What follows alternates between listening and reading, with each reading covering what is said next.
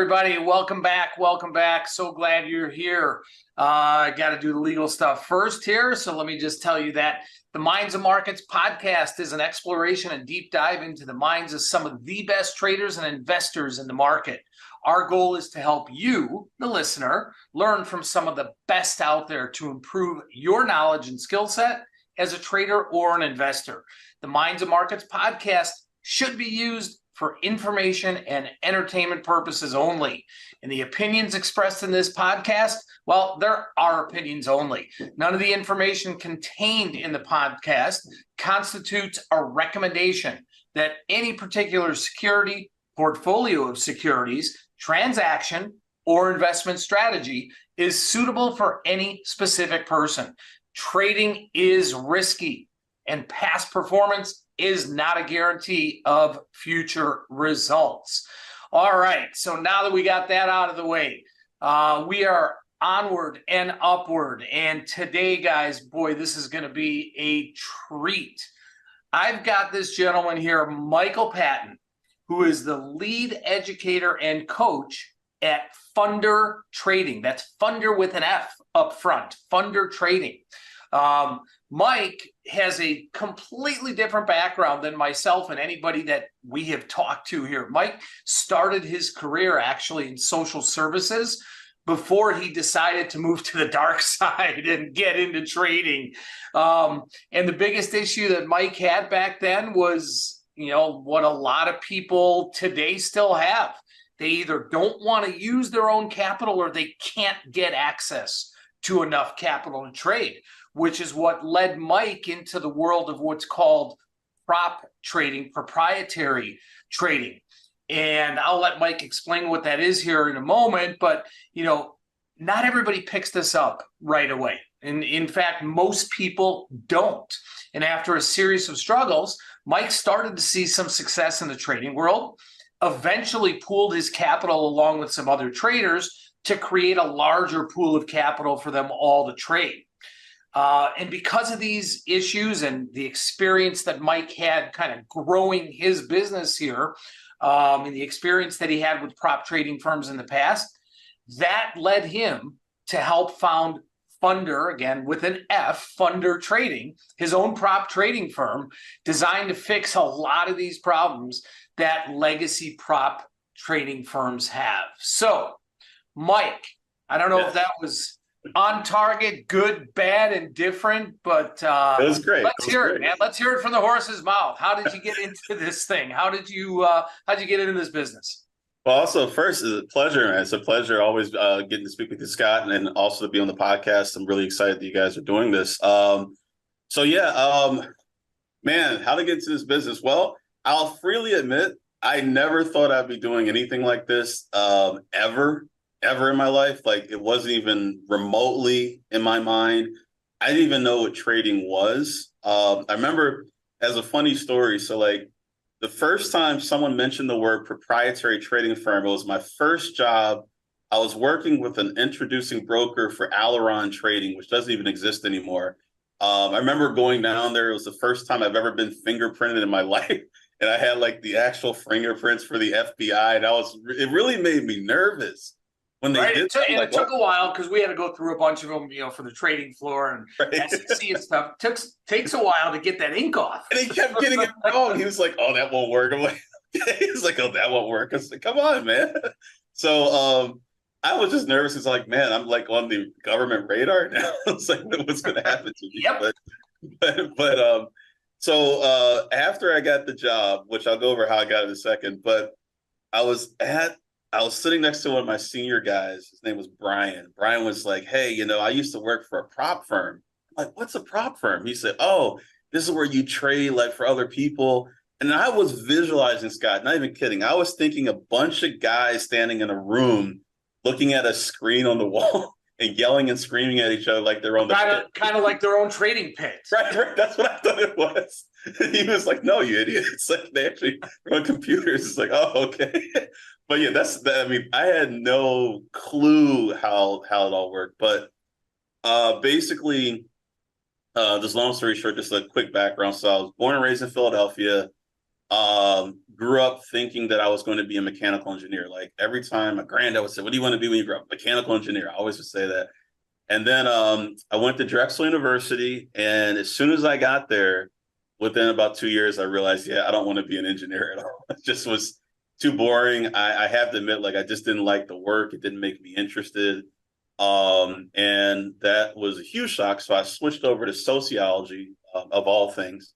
But I actually enjoyed that. Went to school in Michigan, a small school called Andrews University, which is in Berrien Springs, Michigan, a little town no one's ever heard of, but it was a great experience. And while I was there, I remember this guy. His name was I think his name was Ken. He always talked about stocks. And this is in the 90s. You know, this is like the mid to late 90s when I was in school, and he would just talk about stocks this and stocks that. And we all knew stocks were going up. Like, oh, if you bought Yahoo, look how rich you would be if you did that. Yeah, right.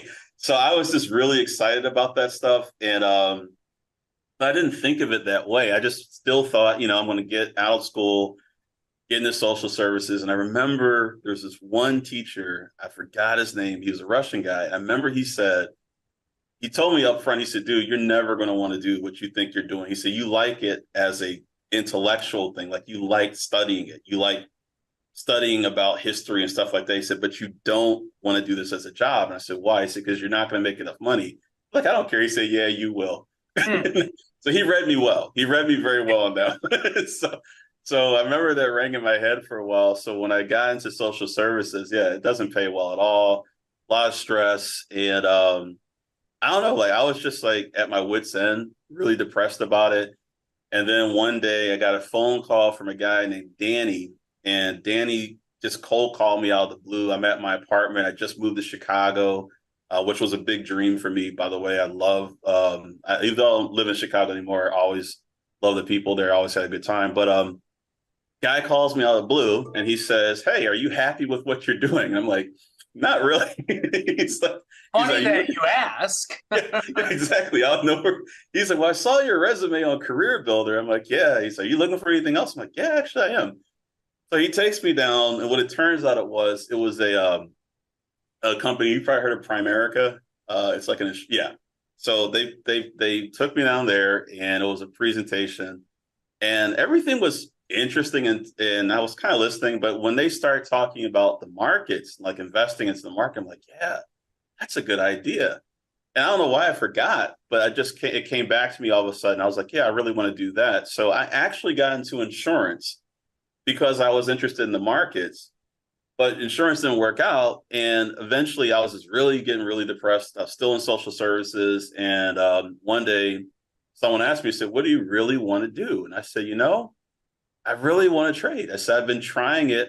I was dabbling in Forex at the time. And I was like, man, that's what I want to do. And they said, "Well, why don't you go for it?" I'm like, "Well, where do I start?" I said, "I don't know." Yeah. Right? It's like I don't know anybody, nothing. It's like I'm completely at zero. So the long story short, I just got onto the classifieds. I was looking through the classifieds in Chicago, and I saw this ad that said, "Hey, commodities brokers want it. Make good money. Sign up. Call now." So I went down there, and it was real. It was a real place. And they liked me. They said, "Hey, sounds like you really want to do this." I'm like, "Yeah, I do." And that was it. So I got signed up. I think I was 26, 27, something like that. Again, that's so that's another story of how back in the day, and I don't think you're quite as old as I am, but back in the day, not yet. that's how you got into this business, right? Right. If you knew someone or you saw an ad like you did, and you went down and say, "Okay, you start right now." It's not like that anymore, obviously, but it's that's how you got in. But you're right, because I went through after that job. The second job I got was a guy was working there. His name was Ron. Ron was working at the same place. He was he'd probably been there like 6-8 months before me, but I think he had a background in the business a little bit more than me. And I remember he left and he went to his other firm. And I remember he calls me, he's like, "Dude, you got to come over here, man. I'm making good money. You got to come over here. So much better." So I'm like, "Yeah, I'm thinking about leaving." So I left the first place, right? Which was great. I learned tons there. First trades I ever did.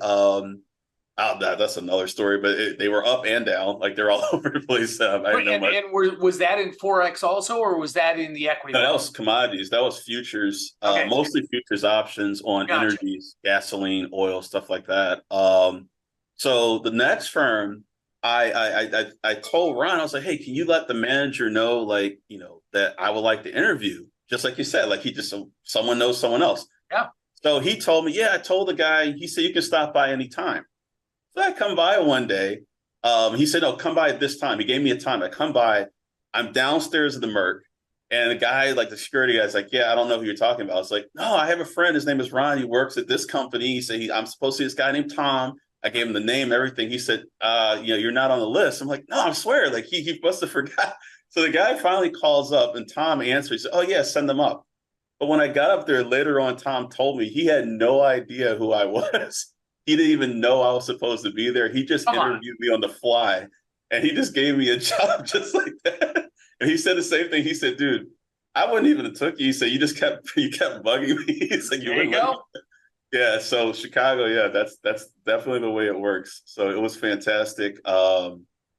Actually, So how did that lead to? So you get this job and you're yep, trading someone else's money, right? yes. Or you're not brokering, you're actually trading, but you're trading their money. Correct. So it was both. I had so it wasn't like I was just taking the orders. Your job was sales trader. So I would have to go and talk to a guy and say, hey, I got this idea, send me some money. Then I would have to actually make the trades too. Okay. So it was fully managed by the individual. So sales trading, I guess is the correct term. And I remember because I was confused about that too. I was like, so am I a trader? Am I a broker? Or what? But they're like, well, yeah, you're a sales trader. And that's what I ended up doing for a while. It was only to the very, very end that I started to get more into like passively doing it, where I would just get people enrolled and they would trade their own stuff. But for the most part, it was you come up with an idea. And at some point, I just realized after a while, I didn't know what I was doing well enough to do it. So that second firm, that's why I went there, because I'm like, Yeah. well, yeah, I was like, hey, they got these traders here. They know what they're doing. They'll just give you trades to do. I'm like, that sounds great. And it did. It worked out really well. Learned a lot there. But yeah, it was one of the funny things that happened there. The second job was I remember like you have the equity run at the end of the day, and everyone has like their sheet they used to print out. I mean, this is old school. Sheets. Now, Yeah, now you're dating yourself. yeah, I know. Now you're dating yourself. And for those of you that don't know what I'm talking about, there were no handheld computers or anything. We traded off of sheets. Literally, we had Yep, theoretical values and we had yep, our positions on sheets. And yes, yep. sheets. Yeah, and they would have the printouts at the end of the day on these green and white paper with the perforated. Yeah, it was just like old. And I remember everybody would grab their sheets, and then there would just be this massive stack left over after everyone else grabbed their sheets. I'm like, well, whose stack is that? So eventually I looked, and I saw the trays they were doing. They're just massive trays, like just page after page after page. And I was like, man, whose account is this? And finally I realized it was the owner, one of the owners, it was his client. And I asked him, I said, well, who is this guy? He says, Richard Dennis. And Richard Dennis, guys, in case anyone doesn't know, he was a very famous futures trader in the 70s and 80s, and make massive trader. And I was just in shock. I was like, Richard Dennis is your client? He's like, yeah, he trained me. It's like, oh, wow, that's crazy. And I remember one day Richard actually called in and I answered the phone. I was like, yeah. He's like, is Jack there? It's like, no, Jack's not there. He said, well, who's this? I said, I'm Mike. I'm one of the new guys here. He said, okay, I'm Richard Dennis. I'm like, yeah. I was like, I'm in shock. Yeah, right. I'm totally in shock, speechless. I'm like, yeah. How can I help you? He's like, yeah. How's my position in this store? I'm like, yeah, it looks like it's good. Okay, thanks, kid. Just like, so. And that was it. My entire history of Richard Dennis, but it was worth it. I was just like, man, I talked to the man himself. for 5 seconds. So how did you get from, the sales trading side of thing Okay. to trading for your own account, and that transformation into prop trading? Kind of explain what the point of prop trading is, why someone should do it, and what got you into it, because that's definitely different from what It's you totally were. different. Right. So the issue I was having was very simple. Money. It just came down to it. Like money. When I got into this, I mean, like I'm definitely not from a family that had money. Like we were pretty normal. Let's just put it that way. So when I got into this, I was thinking at first, like I'll take, you see these books, they're like, oh, you can make all this money trading Forex, whatever. I'm like, okay, so I'll take a little bit of money, but then I realized quickly that's not going to happen. And then when I got to the sales trader side, it was cool and all, but you don't get any, like you win a trade, you make the same amount of money if you win or lose because it's all commission. That's it. Right. Like there's no benefit from winning. Yeah, that reminds me of some of the brokers on the floor. Yeah. What price is that? And they would say 50 cents a contract.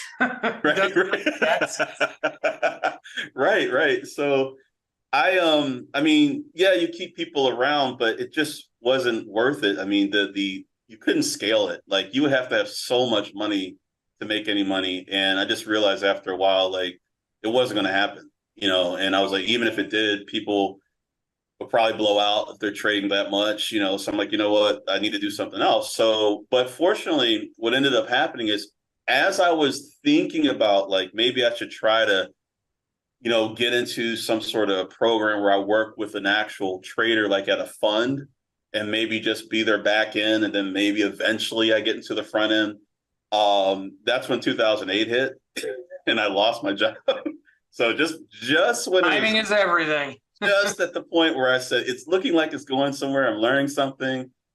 And I had learned a strategy at the time that one of the guys I worked with, he was a spread trader. He would trade agriculture spreads and futures, and he was making a lot of money. And I was thinking, like, I kind of get it.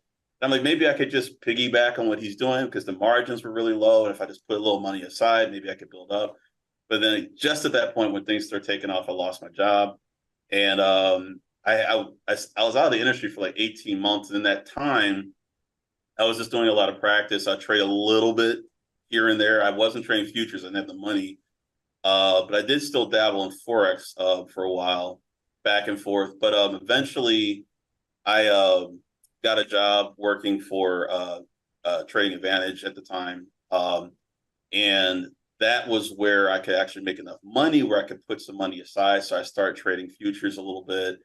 And after a while, it was going okay. It wasn't like I was making enough to survive all by myself on that, but it was just starting to build up. And that's where I just had that eureka moment. Like, I need to get into something where they're just going to give me money up front.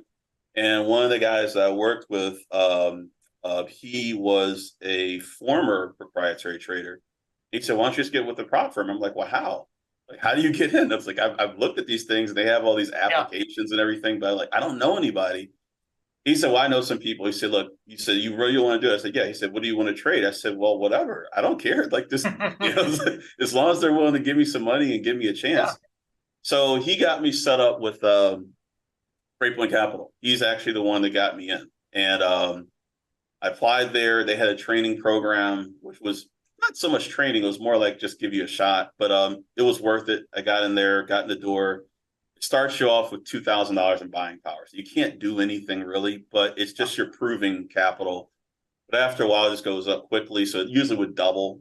So eventually there, I got up to the $500,000. Then I moved over to Global Prime. Global Prime started off at 100,000, but the only thing bad about Global Prime, which is why I stayed with Breakpoint Capital at the same time, was Global Prime. You had to trade 100 shares, and that's it. You couldn't trade any increments smaller or less. It was always 100, 100, 100, which would make sense when you have like a ton of money. Like you would have to have tens of millions, in my opinion, to really do that effectively.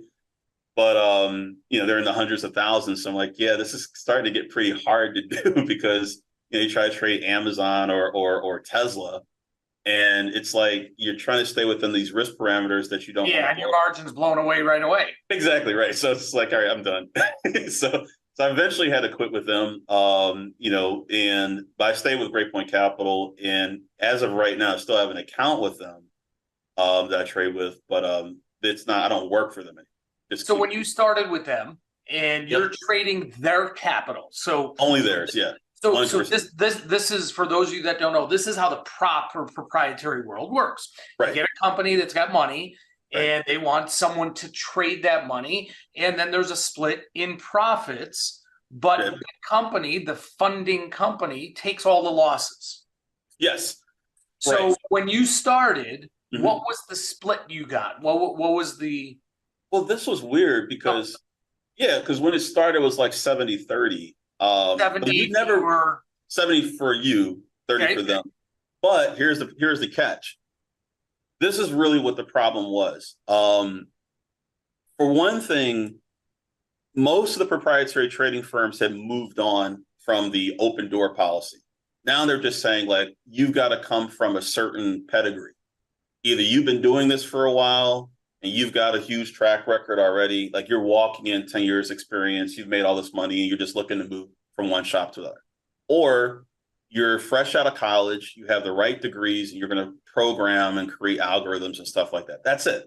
So that was the only opportunity, one of two, like Global Prime and Great Point, that I was even able to find that would let you come in with, because I didn't have that much experience. With a sociology degree. And exactly, right. So in a meager history of trading. So it's like, right. So, I mean, they didn't count the future stuff. I mean, that was different. But so at the same time, when I was coming into this, like, I was like, all right, well, it's a shot. I have nothing else to lose. But when I looked at the actual terms of the contract, basically you had to build up a $30,000 cushion before you could take any money out. So once you got to more substantial capital, you literally had to build up 30 grand in profits that would sit there. And then after that, then you can start taking money out, right? So that was basically their cushion. So if you started losing money after you got more funding, they wouldn't lose so much because you're already... Did they make you close positions out daily, or were you able to carry them over? You could carry overnights, but they had to be, but your margin got clipped to like 1/4, right? So you really couldn't do much overnight. And I did a lot of overnight stuff at that time because the market just kept going up. So I'm like, well, what's the point of wasting the overnight opportunity where it just kept going up? So I would put on like bigger name stocks like an Apple or a Microsoft, and I would leave them on after I've gotten in. And the rest of the stuff was just day trading, just in and out. But it's just, like I said, like building up was hard enough, and it just took forever to build that up. Eventually, you do it, but it took a long time. And with Global Prime, at least they would pay you out pretty much right away. They didn't require that, but it's just their structure was so awkward. Also, their software. Is that typical of most of the older prop firms? It's tough to get your money out, or that's what I've heard, because like I said, my experience literally started in 2014. Well, no, it's 2000. I think it was 14, late 14. So I don't know what it was like before, because I've talked to Charlie Moon. I've talked to him about because he was at Great Point like 10 years prior. I think he was 10 years prior to me, or something like that, or 8 years. So I think it was a different setup back then. But I did notice a lot of people said the same thing. They're like, yeah, you get into a prop firm, if you didn't put any money up, then they're going to put like these serious restrictions on how long, like you got to vest this, 18 months or whatever before you can take it out. That was my experience. I never traded prop. I had my own, options trading firm, but obviously I knew a lot of people in that business, and those traders that would go to work, correct me if I'm wrong, the upside is they didn't have to come in really with any capital, which was good. So that barrier of entry was kind of gone. But the downside was it always seemed like they were fighting to get their profits out. It always seemed like it was pulling teeth. And I know a lot of them just kind of moved on and, went on to other things. Well, that's where I found myself. I mean, after a while, it just became like, man, you really have to fight and fight and fight for everything. Like you're fighting like double for every inch like that you make. And God forbid you take a loss, then it's like you're back to square one again. And after a while, I just realized that although it was a necessary step, it just wasn't going to be something I could do long term under those circumstances. If they were different, it would be better, but they just weren't. I mean, these days, most firms, if you get hired, you're a salary, and then you get a bonus based on your, end of year performance. Which I don't think is a bad. I don't think that's a bad deal. In fact, I honestly wish, like thinking about it now, I wish I could have done it that way because it would have been a lot less stress. Because I mean, at the time, I walked out of the one side of the business where I was actually making decent money, and when I did the transition, I didn't have anything to back me up because it's like I needed the money to actually finance my way into the next role, knowing that I probably wouldn't get paid out for 6 months to a year, for what I'm doing with the initial round of what I'm doing. And so basically I started delivering pizzas. Like I just did that. That's what I did to basically keep myself alive during that time. And I wish it would have been a lot easier if I didn't have to do like all these things at once, if I could just focus on that. But it was the path that needed to be taken. I really wanted it that badly.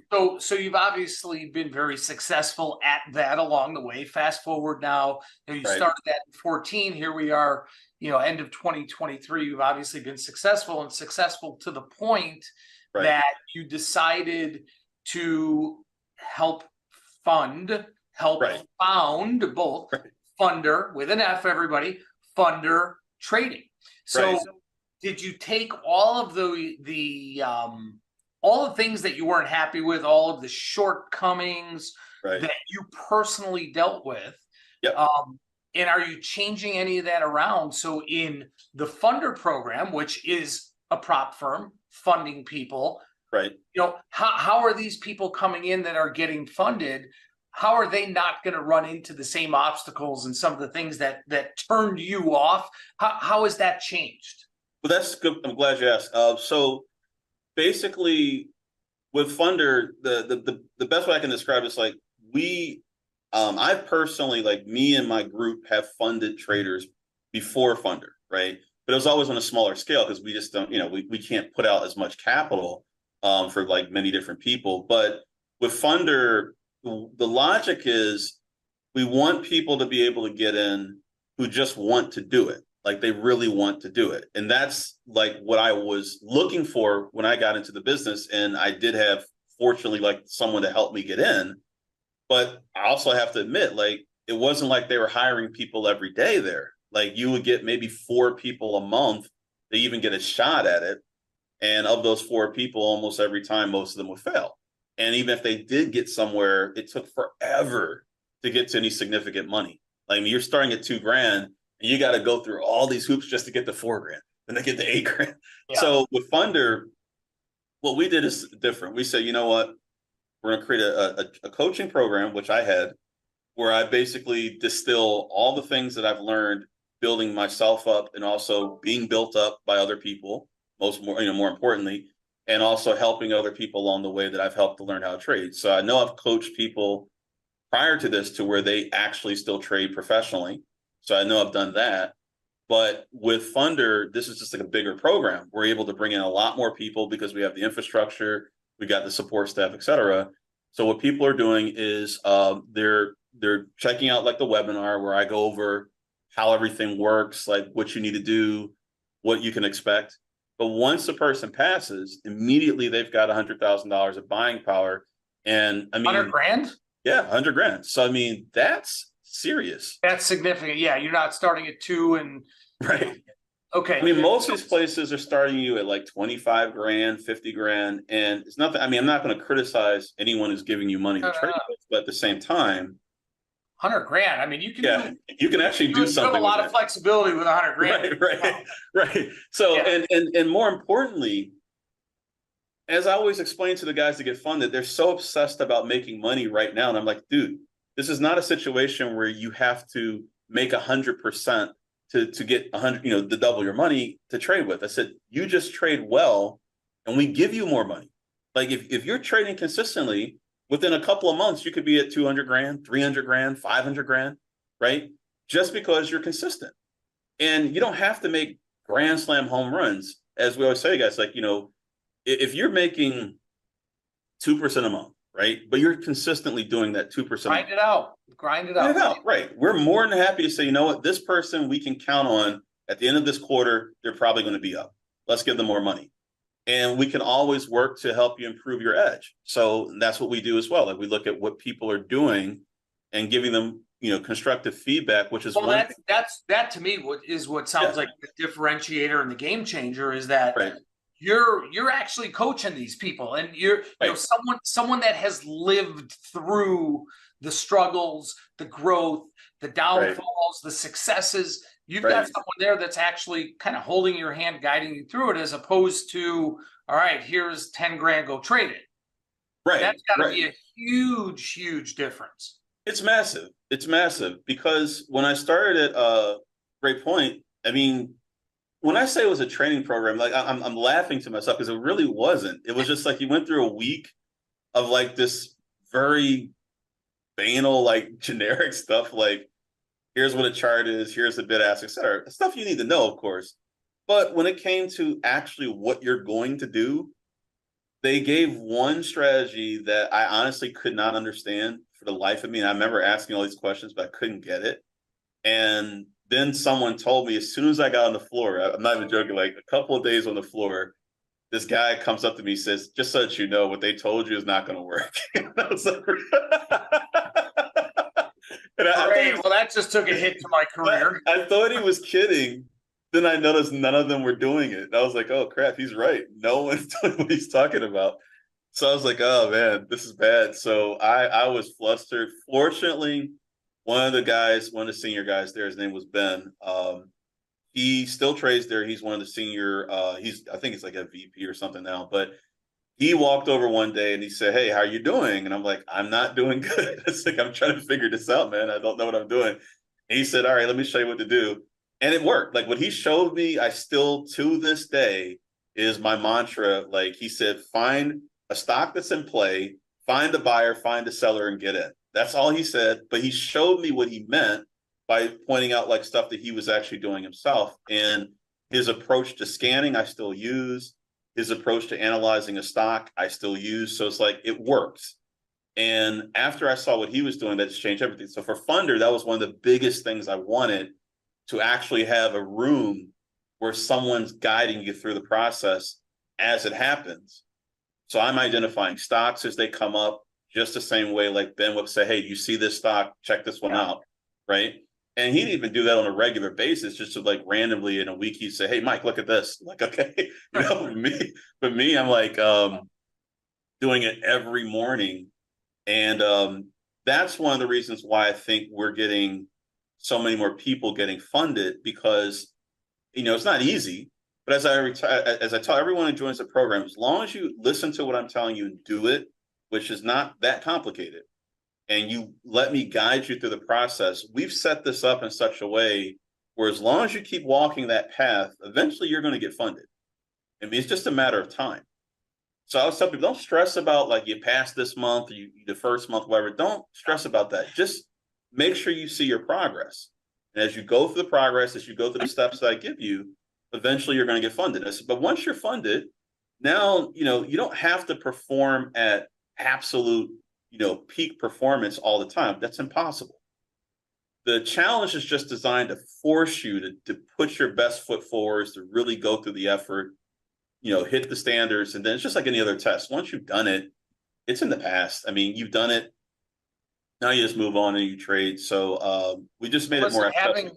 Having a professor there with you, literally, that is advocating for you and wants you to pass, wants you, to get funded, having that guidance, on a daily basis. I don't know how you put a price tag on that, but I bet a lot of people back, when you started and over the last 10, 15, 20 years, sure wish that they had that person there to guide them through that.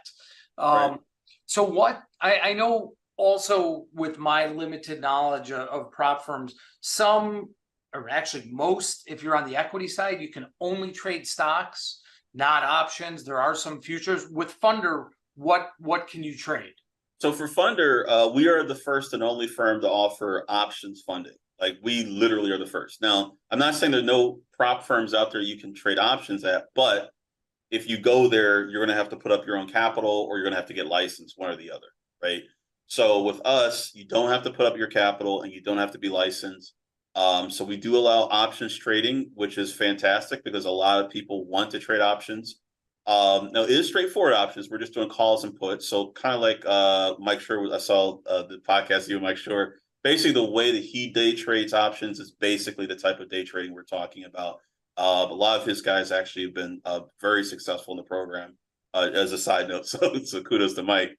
Yeah, yeah, right, right. So, yeah, it's just straightforward intraday trading of options. Definitely something that I wish that I could have done at Great Point. They didn't let you do options at all. And I remember saying that, like, oh, if I could just do options, I would do so much better at the time. Yeah. Just because I just didn't understand stocks as much at the time. So we do both. You can, calls and puts, or if you're doing stocks, long and short. So it's fantastic. I mean, honestly, it's one of the. I mean, okay, I'm biased. It is the best opportunity in my opinion. I mean, for the average person, I would say, yeah, you want to go this route because, I mean, in my mind, and this is the way I've explained it to everyone in the room. I'm like, look, I've been through this ringer. I've really been through the whole thing, from know nothing to be something. And if I could have went back in time and had a program like this available when I first started, I would have signed up in a heartbeat. There would have been not a single question in my mind. That's the way to go. Because, I mean, I took a lot of financial hits doing this stuff. I mean, I'm not going to get into all the details, but man, I mean, I spent a lot of money getting to where I am. So, well, that probably is one of the reasons why you're successful now and why the program is successful, because again, you're not someone that is book learned and okay, this is how you have to do it to be successful. You've lived it. You've taken the bruises. Right. You've lived it. You can guide people on some of the pitfalls to stay away from. Right. So that's really cool. Where can people find you? Okay, so fundertrading.com is our website, and that's Funder, FUNDER trading, as in tradingthemarkets.com. Go there. You can obviously just submit your information. One of our guys can reach out to you.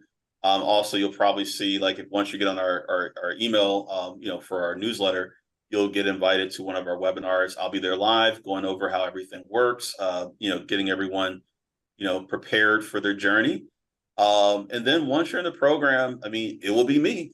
We'll be talking, we'll be dialoguing, in real time. And like I said, if you just follow the program, follow the steps, that's what gets you funded. And even after you are funded, I'm always there. I take calls all the time from guys, they're trying to get back on track, or they're in a slump, or maybe I see that they're doing good. I'm like, hey, all right, do more of that, do more of this. But, just making sure that everyone is reaching their potential and making sure that everyone knows what resources are out there. There's just so much that we do. And I can't, when I say in the webinar, I never feel like I communicate enough. Like, I so desperately wish this was available when I started. Would have made things so much easier, but it wasn't, at the time. Well, people are fortunate to have you guiding them along. All right, one more question for you. Sure. If there's one person that you'd recommend that we talk to on this podcast, who would it be and why? Oh, how many? Okay, so I know you talked to Mike Schur. Have you talked to Charlie yet? Yep. Okay, I haven't seen Charlie yet.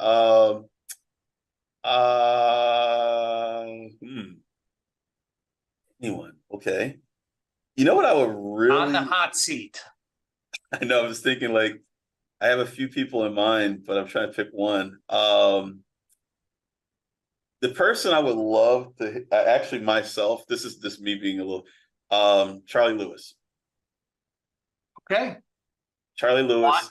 Because of his plethora of knowledge and experience in this business. Charlie is the most interesting man alive. Like, he just. You know what? Now that I think about that, he could probably be in those commercials. He could. I mean, every time he talks, it was like, man, like what a life, like what a life.